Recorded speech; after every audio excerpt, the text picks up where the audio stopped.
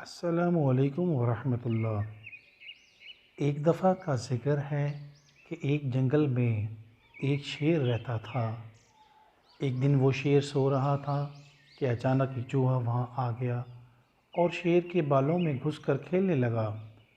اچانک شیر کی آنکھ کھل گئی۔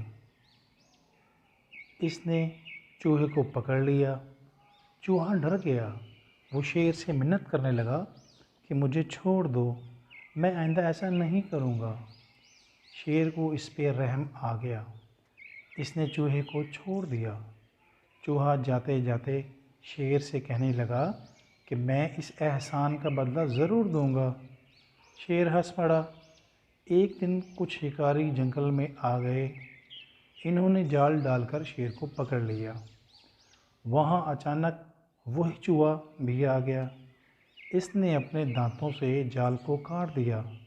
اس طرح شیر آزاد ہو گیا۔ شیر نے چوہے کا شکریہ ادا کیا۔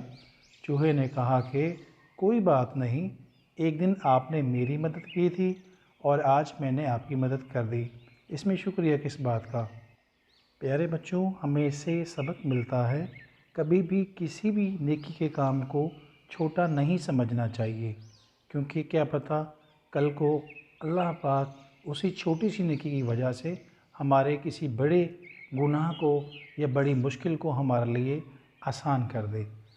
اگر آپ کو ہمارا یہ چینل پسند آیا ہے، ویڈیو پسند آئی ہے تو چینل کو سبسکرائب کیجئے، ویڈیو کو لائک و شیئر کیجئے۔